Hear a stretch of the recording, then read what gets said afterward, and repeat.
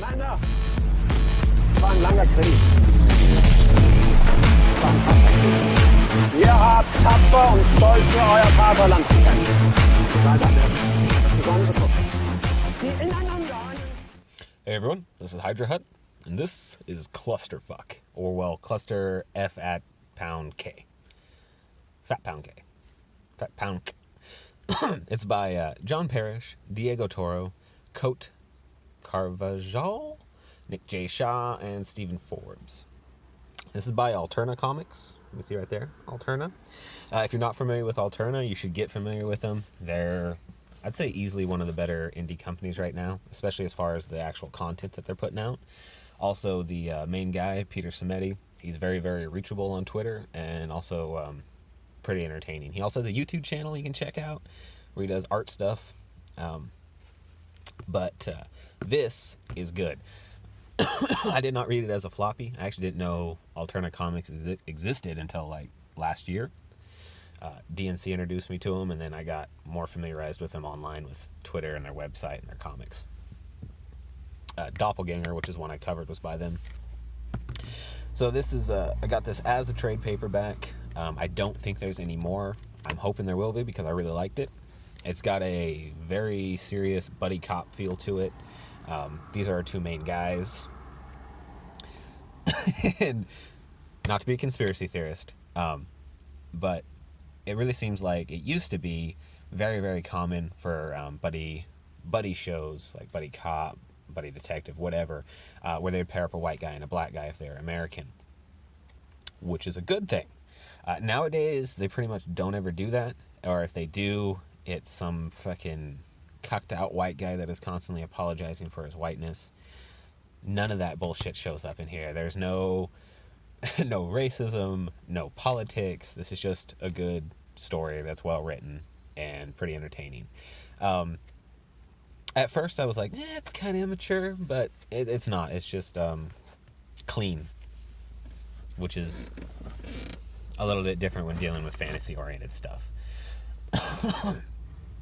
So it's highly recommend it. I mean, you're buying a trade paperback that was $1.50 an issue, so it's, what is it? Where's that price? I don't remember how much I paid for this, but it wasn't very much, and it's good. It's good. John and Mark? I think Mark's the main guy's name. Carl. So, poor Billy. Poor Billy.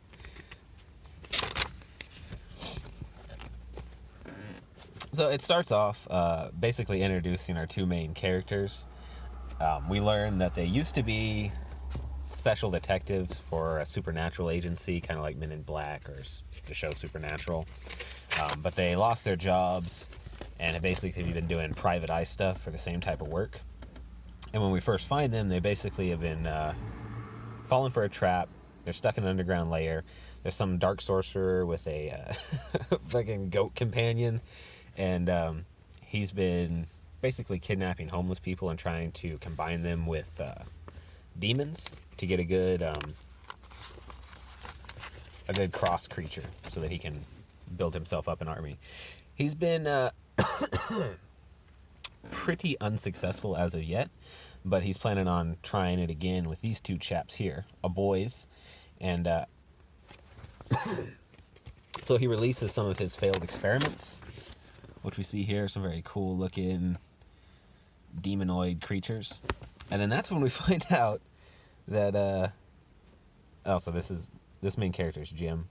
I can't believe it. I'm really bad about names. I think the other guy's Mark or Carl.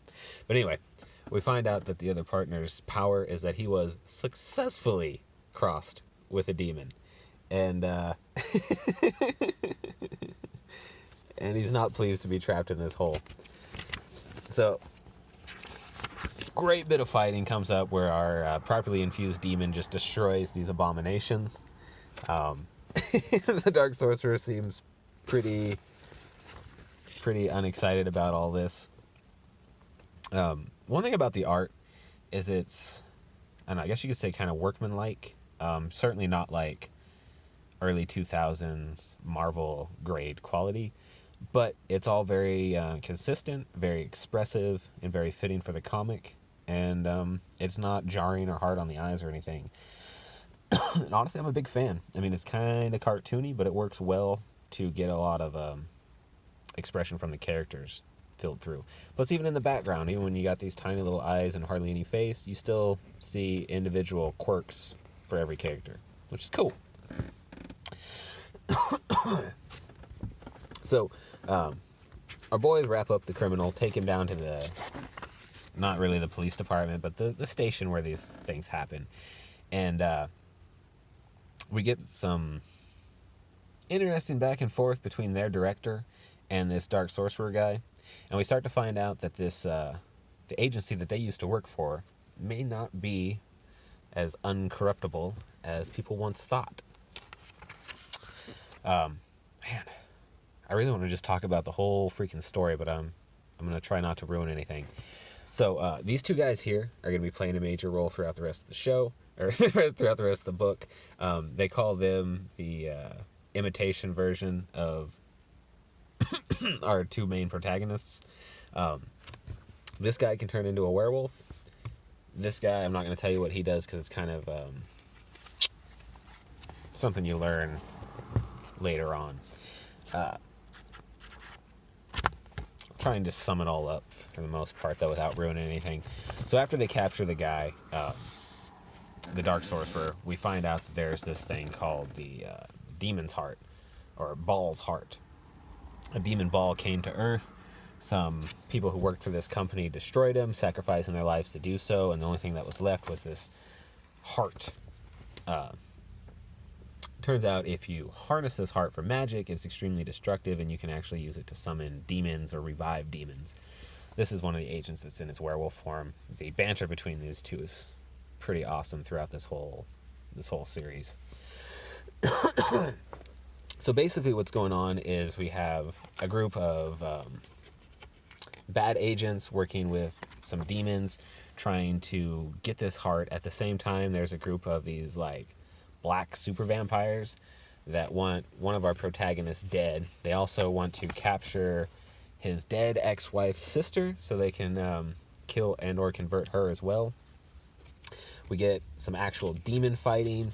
It's just a really good book. I definitely recommend this. There's even a character who is a satyr that they get you really, really attached to, and then tragedy happens. It's just,